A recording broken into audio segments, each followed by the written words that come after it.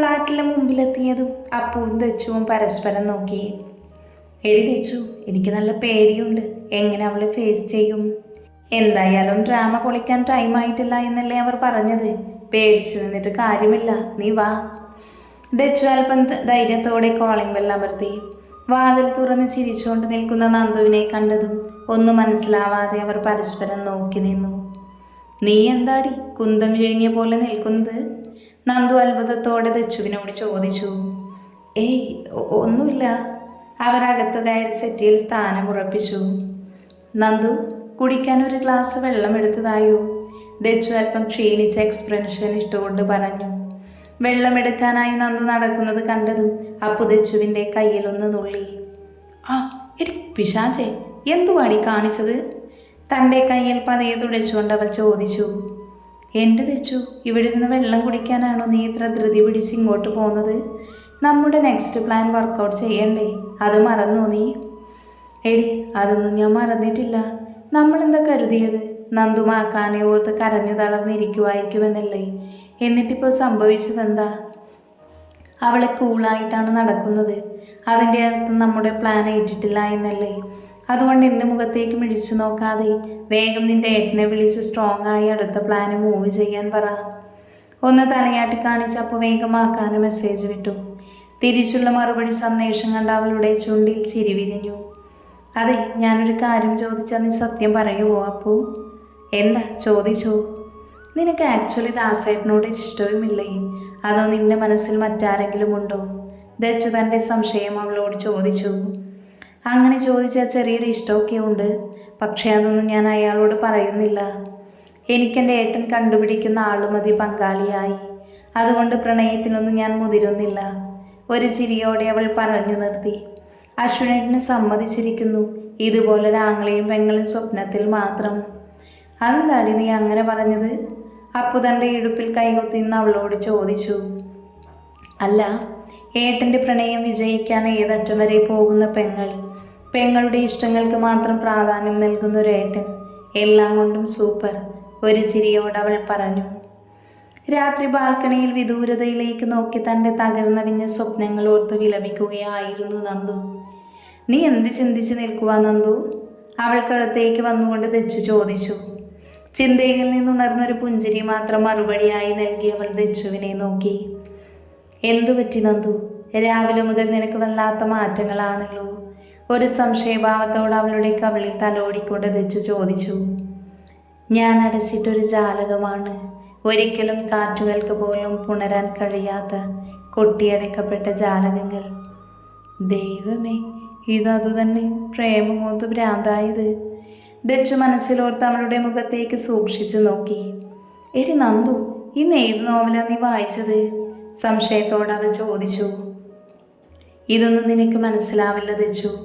കാരണം ഞാനിപ്പോൾ സഞ്ചരിക്കുന്ന ഒരു ഭ്രാന്ത് പിടിച്ച അവസ്ഥയുണ്ട്. അതാർക്കും മനസ്സിലാകില്ല. ഒഴുകിയെത്തുന്ന ഓളങ്ങൾ പോലെ ഇങ്ങോട്ടൊന്നില്ലാതെ ഞാനും ഒഴുകുകയാണ്. സത്യം പറ നന്ദു, നീ വീണ്ടും ഇന്ന് മാക്കാനെ കണ്ടോ? ഉള്ളിൽ വിരിഞ്ഞ ചിരിയെ പുറത്ത് കാണിക്കാതെ ഒന്നും മനസ്സിലാവാത്ത ഭാവത്തിൽ അവൾ ചോദിച്ചു. ആ പേര് കേട്ടതും അത്ര നേരം മനസ്സിൽ അടക്കി വെച്ച സങ്കടം ഒരു പേമാരിയായി അവളിൽ പെയ്തിറങ്ങി. ഒരു തുണയ്ക്കെന്നോണം ദച്ചുവിനെ ഇറുകെ പുണർന്നവൾ കരഞ്ഞു. നിനക്കെന്തു പറ്റി നന്ദു? എന്തിനു നീ കരയുന്നത്? അവളുടെ ഇരുതോളിലും പിടിച്ചുകൊണ്ട് ദച്ചു ചോദിച്ചു. മാക്കാനെ ഞാൻ ഇന്ന് കണ്ടു ദച്ചു. പക്ഷേ എനിക്കൊരിക്കലും അയാളെ കിട്ടില്ല ദച്ചു. എൻ്റെ സ്നേഹം എന്നോടൊപ്പം മണ്ണടിയും. ഒരു പൊട്ടിക്കരച്ചിലോട് അവൾ നിലത്തേക്ക് ഊർന്നിരുന്നു. അവളുടെ അവസ്ഥ കണ്ടു ദച്ചുവിൻ്റെ കണ്ണുകളും ഈറനണിഞ്ഞു. മെല്ലെ അവളെ ചേർത്ത് പിടിച്ചെഴുന്നേൽപ്പിച്ചു. അശ്വിനേട്ടനാണോ നിന്റെ മാക്കാൻ? ഒന്നും മിണ്ടാതെ കണ്ണുനീരോട് അവൾ തലകുനിച്ച് നിന്നു. സത്യം പറ നന്ദു, ഇന്ന് അശ്വിനേട്ടനെ കണ്ടപ്പോൾ മുതലാണ് നിനക്ക് ഈ മാറ്റങ്ങൾ. നിങ്ങൾ തമ്മിൽ മുൻപ് പരിചയമുണ്ടെന്ന് ഉറപ്പാണ്. അശ്വിനേട്ടനല്ലേ നിന്റെ മാക്കാൻ? ഉറച്ച ശബ്ദത്തോടെ അവൾ ചോദിച്ചു. ഒന്ന് തലകുനിക്കി അതേയെന്ന ഭാവത്തിൽ അവൾ മൂളി. ദച്ചുവിൻ്റെ ചുണ്ടിൽ സന്തോഷത്തിൻ്റെ പുഞ്ചിരി വിരിഞ്ഞു. തൊട്ടപ്പുറത്തെ ബാൽക്കണിയിൽ നിൽക്കുന്ന മാക്കാനെ അവൾ ഉണ്ടക്കണ്ണാൽ നോക്കി. അവിടെ ഒരു പുഞ്ചിരി കണ്ടതോടെ അവൾ നന്ദുവിൻ്റെ തലയിൽ തലോടിക്കൊണ്ടിരുന്നു. അതേ നന്ദുമോളെ, അതിന് നീ സങ്കടപ്പെടുന്നത് എന്തിനാ? മാക്കാനോട് നീ നിന്റെ ഇഷ്ടം പറഞ്ഞ എല്ലാ പ്രശ്നവും തീർന്നില്ലേ? ദച്ചൊരു ചിരിയോട് അവളെ നോക്കി പറഞ്ഞു. നീ എന്ത് വിഡിതമാ പറയുന്നത് ദച്ചു? അയാൾ അപ്പുവിൻ്റെ മുറച്ചെറുക്കനാ. അവർ തമ്മിൽ ഇഷ്ടത്തിൽ നിൽക്കുമ്പോൾ ഞാൻ പോയി എൻ്റെ ഇഷ്ടം പറയുന്നത് എവിടുത്തെ ന്യായമാ? ഒന്ന് ചിന്തിച്ചിട്ട് പറയടി.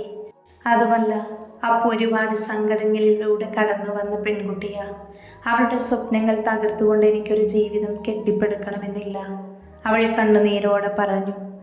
അപ്പോഴാണ് തങ്ങൾ നടത്തിയ നാടകങ്ങളെക്കുറിച്ച് അവൾ ഓർത്തത്. ഒരു പൊസസീവ്നെസ് വരുത്തി ഇഷ്ടം പറയിപ്പിക്കാൻ കളിച്ച നാടകം ഇപ്പോൾ ഏറ്റവും വലിയ വിനയായി തീർന്നു. മാക്കാനെ കാണുന്ന നിമിഷം അപ്പു മാക്കാൻ തന്നെ മുറച്ചെറുക്കനാണെന്ന് പറയുന്നത് കേട്ട് കരഞ്ഞു തളർന്നു നിൽക്കുന്ന നന്ദുവിനടുത്തേക്ക് മാക്കാൻ തൻ്റെ പ്രണയം തുറന്ന് പറയുന്നു. അവരുടെ കയ്യിൽ നിന്നും ഒരു തല്ലൊക്കെ കൊണ്ട് അവസാനം അവർ ഒന്നാകുന്നു. ഇതൊക്കെയായിരുന്നു പ്ലാന്. പക്ഷെ നന്ദു ചിരിച്ചുകൊണ്ട് നിന്നു, പതിയെ മൂങ്ങിക്കൊണ്ട് ഓടി. അതോടെ പ്ലാൻ ഫ്ലോപ്പായി. ഇനിയും സത്യങ്ങൾ പറഞ്ഞില്ലെങ്കിൽ പിന്നെ കയ്യിൽ നിന്ന് പോകും, അതാണ് അവസ്ഥ. ദൈവമേ, ഇനി എന്ത് ചെയ്യും? അവൾ ചിന്തയിൽ മുഴുകി. അല്ല, നിന്റെ തീരുമാനം ഇനി എന്താ? മാക്കാനോട് നിന്റെ ഇഷ്ടം തുറന്ന് പറയാനാണോ, അതോ സുഹൃത്തിനു വേണ്ടി സ്നേഹിച്ചവനെ ഉപേക്ഷിക്കാനാണോ നിന്റെ പ്ലാന്? ചിന്തയിൽ നിന്നുണർന്നു വെച്ചൊരു സംശയത്തോടെ ചോദിച്ചു. സ്നേഹം വിട്ടുകൊടുക്കുന്നവരും പ്രണയത്തിൽ വിജയിച്ചവർ തന്നെയാ. ഇവിടെ കരയേണ്ടി വരുന്നത് ഞാൻ മാത്രമാണ്. അതെൻ്റെ വിധിയായി കണ്ടോളാം. അപ്പു സന്തോഷത്തോടെ ഇരിക്കുന്നത് കണ്ടാൽ മതി എനിക്ക്. ആരെയും വേദനിപ്പിച്ചുകൊണ്ട് എനിക്കൊന്നും നേടണ്ട. അവൾ വിദൂരതയിലേക്ക് നോക്കി നിന്നുകൊണ്ട് പറഞ്ഞു. റൂമിൻ്റെ മതിലിനപ്പുറം ഇതെല്ലാം കേട്ടുകൊണ്ടിരിക്കുന്ന അപ്പുവിൻ്റെ കണ്ണുകൾ നിറഞ്ഞൊഴുകി. തൻ്റെ സുഹൃത്തിൻ്റെ സ്നേഹത്തെ ഓർത്ത്, അവൾ ചെയ്യുന്ന ത്യാഗമോർത്ത്. അപ്പോൾ ടേബിളിൽ നിന്ന് ഫോണെടുത്ത് കോണ്ടാക്ട് ലിസ്റ്റിൽ കള്ളക്കാമുകൻ എന്ന നെയിം എഡിറ്റ് ചെയ്ത് അശ്വിനേട്ടനെന്ന് സേവ് ചെയ്തു. ശേഷം ആക്കാനെ വിളിച്ചു. ഒരു ബെൽ റിങ് ചെയ്തപ്പോഴേ കോൾ കണക്ട് ചെയ്തു. ഏട്ടാ, ഇനിയും ഈ നാടകം തുടരാൻ എനിക്കാവില്ല. ഏട്ടൻ അവളോട് സത്യങ്ങൾ പറഞ്ഞില്ലെങ്കിൽ ഞാൻ പറയും. എനിക്കിനിയും അവളെ സങ്കടപ്പെടുത്താനാവില്ല ഏട്ടാ. ഒരു വിതുമ്പലോടെ അപ്പു പറഞ്ഞു നിർത്തി. എനിക്കും പറ്റുന്നില്ല അപ്പു. ഞാൻ ഇന്ന് തന്നെ എല്ലാ സത്യങ്ങളും പറയാൻ പോകുക, അവൻ ഉറച്ച ശബ്ദത്തോടെ പറഞ്ഞു. അവൻ്റെ മറുപടി കേട്ട് അവളുടെ ചുണ്ടിൽ പുഞ്ചിരി വിരിഞ്ഞു. മുറിയിലേക്ക് നന്ദുവുമായി കയറി വന്ന ദച്ചുവിനെ കണ്ടതും അപ്പു ഫോൺ കട്ടാക്കി ടേബിളിൽ വെച്ചു. പതിയെ ബെഡ്ഷീറ്റ് എടുത്ത് വിരിച്ചിട്ട് അവിടെയെല്ലാം ഒതുക്കി വെക്കാൻ തുടങ്ങി. ശേഷം അവർക്കടുത്തേക്ക് ഒരു ചിരിയോടെ നടന്നു. നിന്റെ സർപ്രൈസ് കാണണ്ടേ നിനക്ക്? ദച്ചൊരു കള്ളച്ചിരിയോടെ നന്ദുവിനെ നോക്കി. ജീവനില്ലാത്തൊരു ചിരിയോടെ അവൾ അങ്ങനെ തന്നെ നിന്നു. അത് നേരാണല്ലോ. എന്ത് സർപ്രൈസാണ് നീ എൻ്റെ നന്ദൂട്ടിക്ക് വേണ്ടി കരുതി വെച്ചിരിക്കുന്നത്? നന്ദുവിൻ്റെ തോളിൽ കൈയിട്ടുകൊണ്ട് അപ്പു ചോദിച്ചു. അതൊക്കെയുണ്ട്, നീ വേഗം വാ. ദച്ചു നന്ദുവിൻ്റെ കൈ പിടിച്ച് ഹാളിലേക്ക് നടന്നു. അവർക്ക് പുറകെ സന്തോഷത്തോടെ അപ്പുവും. ഹാളിലെ സെറ്റിയിൽ നന്ദുവിൻ്റെ ഇരുകണ്ണുകളും പൊത്തിപ്പിടിച്ച് ദച്ചു നിന്നു. Just open your eyes. Nandu പതിയെ കണ്ണുകൾ തുറന്നു. മുന്നിൽ നിൽക്കുന്ന കാർത്തിയെ കണ്ടതും അവൾ സന്തോഷത്തോടെ ചാടി എഴുന്നേറ്റ് അവനെ കെട്ടിപ്പിടിച്ചു.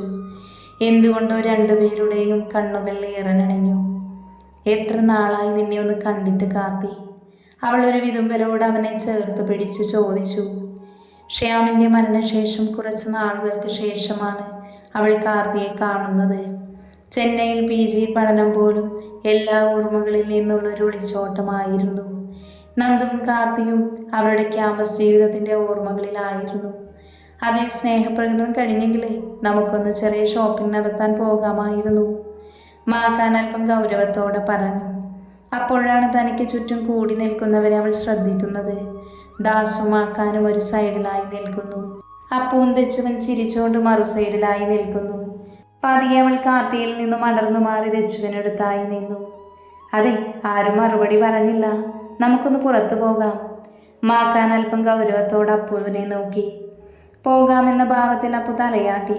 പതിയെ ദച്ചുവിനെ ഒന്ന് നോക്കി. അവൾ ഡബിൾ ഓക്കെ എന്ന ഭാവം. വീണ്ടും പതിയെ നന്ദുവിനെ നോക്കി. അവൾ മനസ്സില്ലാ മനസ്സോടെ തലയാട്ടി. ആർക്കോ വേണ്ടി എന്ന പോലെ ഒരു ചിരിയും. കാറിൽ കയറാനായി പാർക്കിംഗ് ഏരിയയിലേക്ക് നടക്കുന്നതിനിടയിൽ മാക്കാൻ്റെ കണ്ണു തൻ്റെ പ്രിയപ്പെട്ടവളിൽ തന്നെയായിരുന്നു. പതിയെ അവൻ്റെ കയ്യിൽ പിടിച്ചു വലിച്ചൊരു പില്ലറിന് പുറകിലായി അപ്പു നിന്നു. എന്താടി, നീ എന്തിനെന്നെ വലിച്ചുകൊണ്ട് വന്നത്? മാക്കാൻ സംശയത്തോടെ ചോദിച്ചു. നന്ദു കാർത്തികവുമായി മിണ്ടുന്നതിന് ഏട്ടൻ എന്തെങ്കിലും ഇഷ്ടക്കേടുണ്ടോ? നീ എന്തൊക്കെയാ അപ്പു പറയുന്നത്? പിന്നെ ഏട്ടൻ എന്തിനാ അവർ ഒരുമിച്ച് നിന്നപ്പോൾ തന്നെ പുറത്തു പോകാമെന്ന് പറഞ്ഞ് വിളിച്ചുകൊണ്ട് പോകുന്നത്? എടി, എനിക്കിനി എൻ്റെ ഇഷ്ടം പറഞ്ഞില്ലെങ്കിൽ ശരിയാകില്ലെന്ന് തോന്നി. അതിനു പറ്റിയൊരു സ്ഥലത്തേക്ക് പോകണം, അതിനാണ്. അല്ലാതെ അവർ മിണ്ടുന്നതിന് എനിക്കെന്താ? അവനൽപ്പം ഗൗരവത്തോടെ പറഞ്ഞു. ഓഹോ, അതായിരുന്നോ? ഞാൻ കരുതി നിന്റെ മണ്ടൻ തലയിൽ പലതും തോന്നും. അതൊന്നും പുറത്തു പറഞ്ഞെൻ്റെ മോള് ബുദ്ധിമുട്ടണ്ട. അവളുടെ തലയിൽ പതിയെ കൊട്ടിക്കൊണ്ട് അവൻ പറഞ്ഞു. ശേഷം അവളുമായി കാറിനടുത്തേക്ക് വന്നു. അവർ നല്ല മാച്ചാണല്ലേ? കാറിനടുത്തേക്ക് നടന്നു വരുന്ന അപ്പുവിനെയും ആക്കാനെയും നോക്കി കാർത്തി പറഞ്ഞു. അത് കേട്ടതും അത്രയും നേരം സന്തോഷം അഭിനയിച്ചിരുന്ന നന്ദുവിൻ്റെ മുഖം അവൾ പോലും അറിയാതെ ദുഃഖത്തിലായി. ദച്ചു ദേഷ്യത്തോടെ കാർത്തിയെ നോക്കി. എനിക്കെന്തിൻ്റെ കേടായിരുന്നു ഈശ്വര? മനസ്സിലോർത്ത് കാർത്തി നിഷ്കുഭാവത്തിൽ ദച്ചുവിനെ നോക്കി. തൻ്റെ ഇരു ചെവിയിലും പിടിച്ചുകൊണ്ട് നന്ദു കാണാതെ അവൻ സോറി പറഞ്ഞു. രാത്രി ആയതിനാൽ മാൾ തിരക്കൽപ്പം കുറവായിരുന്നു. ചെറിയ പർച്ചേസൊക്കെ കഴിഞ്ഞ് ഫുഡ് കഴിക്കാനായി അവർ ഫുഡ് കോർട്ടിൽ കയറി. ഒരു ടേബിൾ ഒരു വശത്തായി അവർ ഇരുന്നു. ഒരു വശത്ത് അപ്പുവും മാക്കാനും കാർത്തിയും ഇരുന്നു. മാക്കാൻ ഓപ്പോസിറ്റ് ഇരിക്കാനുള്ള ചെയർ കിട്ടിയതും അവിടെ ദാസിനെ ഇരുത്തി അപ്പുവിന് ഓപ്പോസിറ്റായി നന്ദു ഇരുന്നത്. കാർത്തിക്ക് ഓപ്പോസിറ്റായി ദച്ചുവും ഇരുന്നു. ഫുഡിൻ്റെ മെനു കാർഡ് കിട്ടിയതോടെ ദച്ചുവും അപ്പവും ഓർഡർ ചെയ്യാൻ തുടങ്ങി. നന്ദു ഇതിലൊന്നും ശ്രദ്ധിക്കാതെ തൻ്റെ നഷ്ടപ്രണയത്തിൻ്റെ ഓർമ്മയിൽ ലയിച്ചിരുന്നു. ഓർഡർ ചെയ്ത ഫുഡ് കണ്ട് മൂന്നാണുങ്ങളുടെയും കണ്ണ് തള്ളിപ്പോയി. അത്രത്തോളം ഉണ്ടായിരുന്നു. അവർ 3 പേര് ഫുഡിനെയും ദച്ചുവിനെയും മാറി മാറി നോക്കി. ഓർഡർ ചെയ്ത ഫുഡ് മുഴുവൻ കഴിച്ചിട്ട് നീ ഇവിടെ നിന്ന് ഇറങ്ങിയാൽ മതി, കാർത്തി ദച്ചുവിനെ നോക്കി പറഞ്ഞു. അവൾ ഒരു ചിരി മാത്രം നൽകി അവളുടെ വർക്കിൽ കോൺസെൻട്രേറ്റ് ചെയ്തു. ഫുഡ് കഴിക്കുന്നതിനിടയിലും ആക്കാൻ്റെ കണ്ണുകൾ നന്ദുവിൽ തന്നെയായിരുന്നു. അവൾ തന്നെ പാടെ അവഗണിക്കുന്നതിന് അവന് വല്ലാത്ത വേദനയുളവാക്കി. ഓരോ വട്ടവും അവൻ പ്രതീക്ഷയോടെ അവളെ നോക്കും. പക്ഷെ തിരിച്ചൊരു നോട്ടം പോലും നൽകാതെ അവളിരിക്കുന്നത് കണ്ട് അവൻ്റെ ഹൃദയത്തിലൊരു നോവായി മാറി. ഇതെല്ലാം കണ്ടുകൊണ്ടിരുന്ന അപ്പുവിനും ഏട്ടൻ്റെ അവസ്ഥയോർത്ത് സങ്കടം തോന്നി. നന്ദു എന്തൊക്കെയോ കഴിച്ചെന്ന് വരുത്തി എഴുന്നേറ്റ് വാഷ്റൂമിലേക്ക് നടന്നു. മാക്കാൻ അവൾ പോകുന്നത് നോക്കി നിന്നു. ഏട്ടാ, ഇതാണ് പറ്റിയ സമയം. ഏട്ടൻ പോയി ഇഷ്ടം പറഞ്ഞോളൂ, അപ്പു ഒരു ചിരിയോടെ പറഞ്ഞു. അവൻ ശരിയെന്ന് മൂളി അനുവാദത്തിനായി ദാസിനെ നോക്കി. അവൻ അപ്പുവിൻ്റെ മുഖത്ത് മിഴികൾ നട്ടിരിക്കുന്നത് കണ്ടവനൊന്ന് ചിരിച്ചു. എടാ ദാസ്, ഇവിടെ നടക്കുന്നത് വല്ലതും നീ അറിയുന്നുണ്ടോ? മാക്കാൻ ഒരു ചിരിയോടെ ചോദിച്ചു. പെട്ടെന്നുള്ള ചോദ്യം കേട്ട് അവൻ തൻ്റെ ഓർമ്മകളിൽ നിന്ന് മുക്തനായി മാക്കാനെ ഒന്ന് നോക്കി. അളിയൻ പറഞ്ഞത് ശരിയാ, നല്ല ടേസ്റ്റുള്ള ഫുഡാണ്, അവനൊരു ചിരിയോടെ പറഞ്ഞു. അത് കേട്ടതും അവരെല്ലാവരും കൂട്ടച്ചിരിയായി. അയ്യോ സോറി, ഞാൻ കേട്ടില്ല മര്യാദയ്ക്ക്. എന്താ പറഞ്ഞതളിയാ? അവനൊരു വളിച്ച ചിരിയോടെ ചോദിച്ചു. ആയിക്കോട്ടെ. അതെ, എൻ്റെ പെങ്ങളുടെ ചോര കുറച്ചൂറ്റിയാൽ മതി കേട്ടോ, ചിരിയോടെ അവൻ പറഞ്ഞു.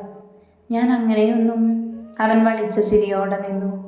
അതെ, സംസാരിച്ച് സമയം കളയാതെ ഏട്ടൻ അവൾക്കടുത്തേക്ക് ചെല്ലാൻ നോക്ക്. അപ്പു പറഞ്ഞത് ശരിവെച്ച് മാക്കാൻ വാഷ്റൂമിലേക്ക് നടന്നു. തന്നെ കണ്ടിട്ടൊന്ന് നോക്കുക പോലും ചെയ്യാതെ നന്ദു പുറത്തേക്ക് നടന്നു നീങ്ങുന്നത് കണ്ട് അവൻ ഒരു നിമിഷം നോക്കി നിന്നു. വാഷ് ചെയ്ത് കഴിഞ്ഞ് മാക്കാൻ ധൃതിയിൽ അവർക്കടുത്തേക്ക് വന്നു. അവരുടെ കൂടെ നന്ദു ഇല്ലെന്ന് കണ്ട് അവൻ ചുറ്റും നോക്കാൻ തുടങ്ങി. അപ്പു, നന്ദു എവിടെ? അവളിവിടെ പുറത്തുണ്ടായിരുന്നതാണല്ലോ, ഇപ്പം എവിടെ പോയി? അപ്പു ഗ്ലാസ് വാളിലൂടെ പുറത്തേക്ക് കണ്ണോടിച്ചു നോക്കി. അവൾ എവിടെയൊന്നും കാണാതെ അവളുമാകെ പരിഭ്രമപ്പെട്ടു. നിങ്ങൾ ഇവിടെ ഇരിക്ക്, ഞാൻ നോക്കിയിട്ട് വരാം. മാക്കാൻ വേഗത്തിൽ പുറത്തേക്ക് നടന്നു. ഞാനും വരണോ അശ്വിൻ? കാർത്തി ചോദിച്ചു. വേണ്ടടാ, നിങ്ങൾ ഇവിടെ നോക്കിക്കോ, ഞാൻ പുറത്തേക്ക് ഒന്ന് നോക്കിയിട്ട് വരാം, അവൻ പറഞ്ഞുകൊണ്ട് പുറത്തേക്ക് ഓടി. 3rd ഫ്ലോറിൽ മുഴുവൻ അവൻ ഓടി നടന്നു നോക്കി. അവിടെയെങ്ങും അവളെ കാണാതെ ആകെ പരിഭ്രാന്തിലായി. അവൻ ഓരോ ഫ്ലോറിലും കയറിയിറങ്ങി. അപ്പോഴാണ് താഴെ ലോണിൻ്റെ സൈഡിൽ അവൾ നിൽക്കുന്നത് അവൻ്റെ ശ്രദ്ധയിൽപ്പെട്ടത്. ഒഴുകിയെത്തിയ വിയർപ്പ് തുള്ളികളെ തുടച്ചുകൊണ്ട് അവൻ അവൾക്കടുത്തേക്ക് ദേഷ്യത്തോടെ നടന്നു. മാത്തു, അവൻ ഉച്ചത്തിൽ കലിപൂണ്ട് വിളിച്ചു. ലോണേരിയ സൈഡിൽ ചിന്തകളിൽ മുഴുകിയിരിക്കുന്നവൾ ഒന്ന് ഞെട്ടിത്തിരിഞ്ഞു നോക്കി. ഒട്ടും പ്രതീക്ഷിക്കാതെ മുഖമടച്ചൊരടിയായിരുന്നു. അവൾ വേദനയോടെ തൻ്റെ കവിൾ പൊത്തിപ്പിടിച്ചു നിന്നു. എന്തുകൊണ്ടോ അവളുടെ മിഴികളും ഈറനണിഞ്ഞു. എന്തിനു ഞാൻ തല്ലിയെന്ന് മനസ്സിലായോ നിനക്ക്? അവൻ ദേഷ്യത്തോടെ ചോദിച്ചു. ഇല്ല എന്ന ഭാവത്തിൽ അവൾ തലകുലുക്കി. നിന്നെ കാണാതെ ഞാൻ എന്തോരം ടെൻഷൻ അടിച്ചെന്നറിയുമോ നിനക്ക്? അതെങ്ങനെയാ? മറ്റുള്ളവരുടെ ഫീലിങ്സ് ഒരു വിലയും കൽപ്പിക്കരുത്. നിനക്കിത് പണ്ട് തൊട്ടേയുള്ള ശീലമാ, അവൻ ദേഷ്യത്തോടെ പറഞ്ഞു. അവളെല്ലാം കേട്ട് തലകുനിച്ച് നിന്നു.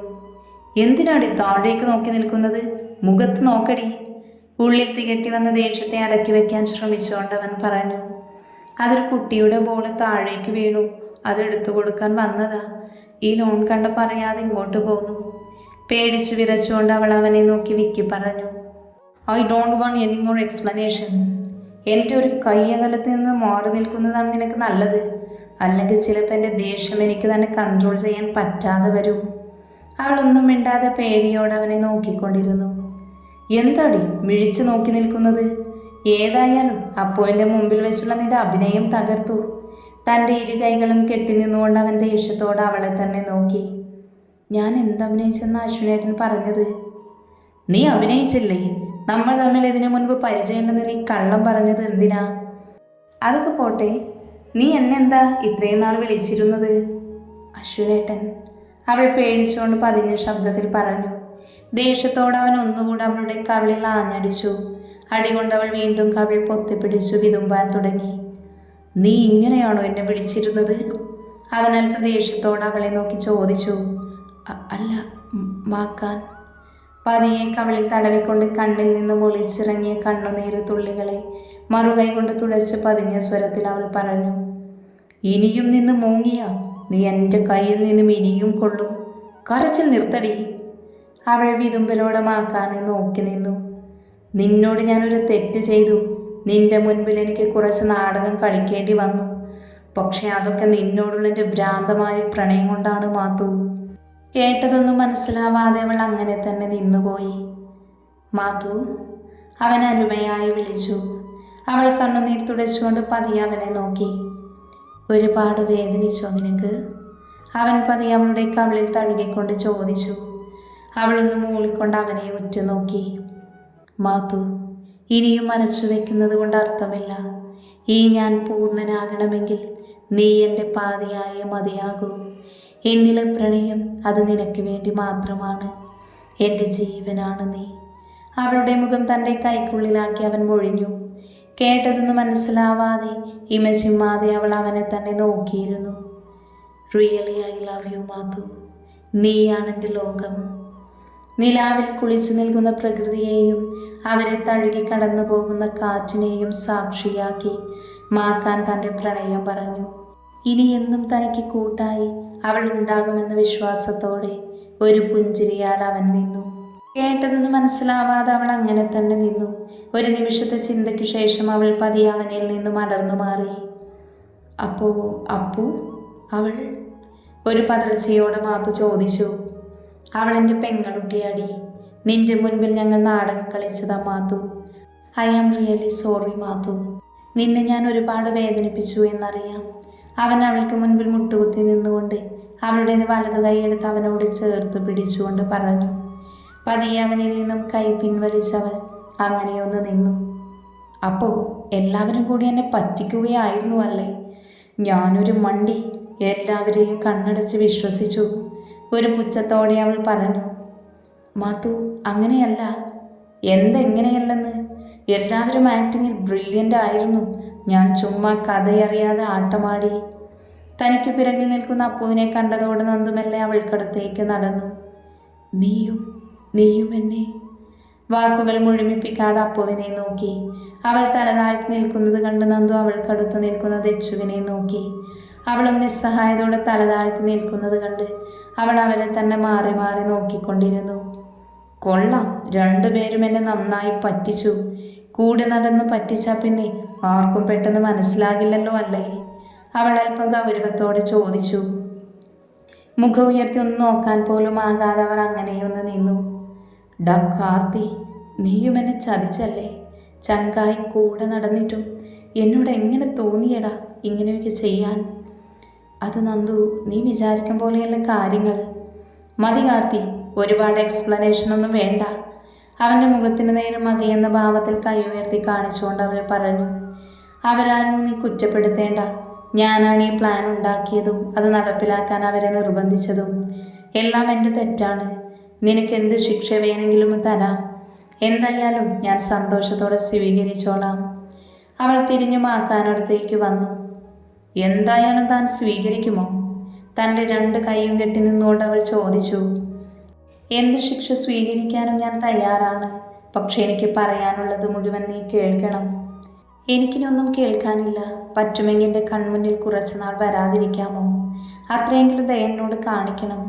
അവന് മുൻപിൽ കൈകൾ കൂപ്പി കണ്ണുനീരോടെ പറഞ്ഞവൾ പാർക്കിംഗ് ഏരിയയിലേക്ക് ഓടി. അവൾക്ക് പുറകെ ദച്ചുവും അപ്പുവും നടന്നു. ദാസുമാക്കാനടുത്തേക്ക് വന്ന് അവൻ്റെ തോളിൽ തട്ടി ആശ്വസിപ്പിച്ചു. പോട്ടടാ, അവൾക്ക് കുറച്ച് ടൈം വേണം, അതാണ്. ദാസ് അവനെ ആശ്വസിപ്പിച്ചുകൊണ്ട് പറഞ്ഞു. സാരമില്ല ദാസ്, എനിക്ക് മനസ്സിലാകും അവളുടെ ഇപ്പോഴത്തെ മാനസികാവസ്ഥ. എൻ്റെ തെറ്റുകൾ കൊണ്ടുണ്ടായതാണ്. അതുകൊണ്ട് ഈ സങ്കടങ്ങൾ എനിക്ക് കുഴപ്പമില്ല. നിറഞ്ഞ കണ്ണുകളെ വകവയ്ക്കാതെ കാറിലിരിക്കുന്ന നന്ദുവിനെ നോക്കി അവരോട് പറഞ്ഞു.